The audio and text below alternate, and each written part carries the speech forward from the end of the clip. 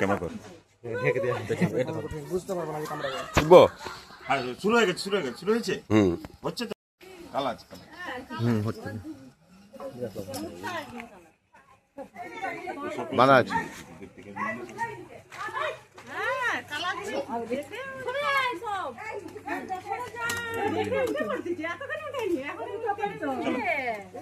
এটা যোগাযোগ করে দাও হ্যাঁ তাড়াতাড়ি একটু স্লিপ হবে প্রচুর স্লিপ হবে সেটা দে সেই স্লিপটা দে ওই শীতাতে দে দে ভয় করতে কেন তুই ওই ওই ওই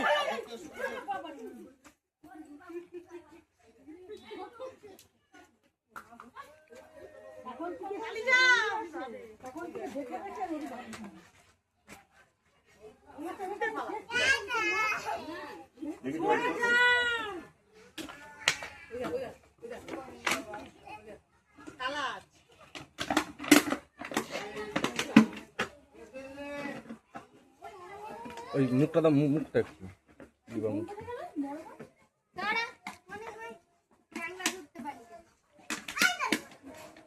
এটা দেবেন তো ওই মোটা পিচবোর্ড ধরনের কিছু একটা দেবেন কিছু কাঠ পাট পাতলা কাঠ পাট হলো পাতলা কিছু একটা দেন না এই ঢাকনা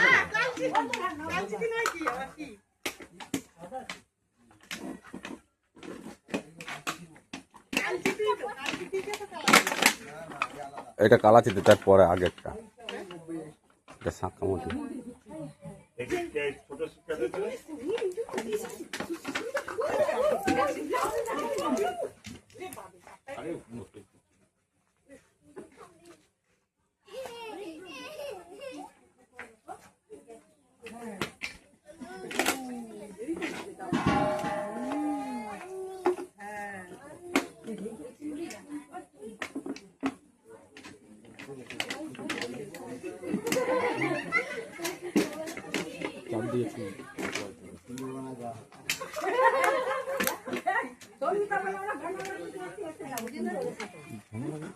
পেয়েছেন ভিডিও পেয়ে যাবেন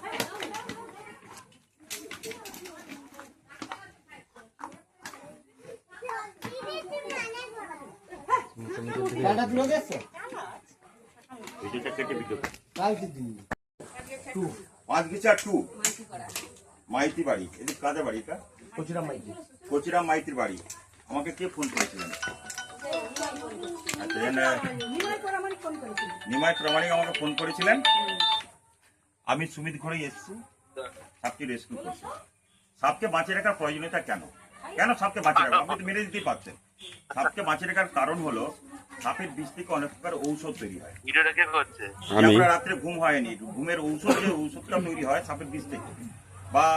ক্যান্সার যে হয় ক্যান্সার কেমো দেওয়া হয় সে ঔষধটা তৈরি হয় সাপের বিষ থেকে সেই জন্য সাপকে বাঁচিয়ে রাখার প্রয়োজনীয়তা এটা কালার সাপ প্রচুর মানে এশিয়া মহাদেশের মধ্যে 4টি ভয়ঙ্কর সাপের মধ্যে একটি এ সাপ কামড়ালে দাগ যন্ত্রণা রক্তপাত কিচ্ছু হবে না কিন্তু ধীরে ধীরে রোগীটা মারা যাবে ভাই এটা জেনে নিয়েছে সেই জন্য সাপ কাটু হলে দ্রুত হসপিটাল কোনো ওঝা গুণিন বা যত তাড়াতাড়ি সম্ভব হসপিটালে যাবেন যত সময় নষ্ট করবেন তত আপনারই ক্ষতি যদি 100 মিনিটের মধ্যে রুগীকে নিয়ে যাওয়া যায় তাহলে সেই রুগী বেঁচে যাবে এখানে স্থানীয় হসপিটাল কোথায় সোনাখালি পৌঁছে যাবেন সেই জায়গাটা কম নাড়িয়ে যে জায়গায় কামড়াবে সাপে সেই জায়গাটা কম নাড়িয়ে দ্রুত সম্ভব হসপিটালে চলে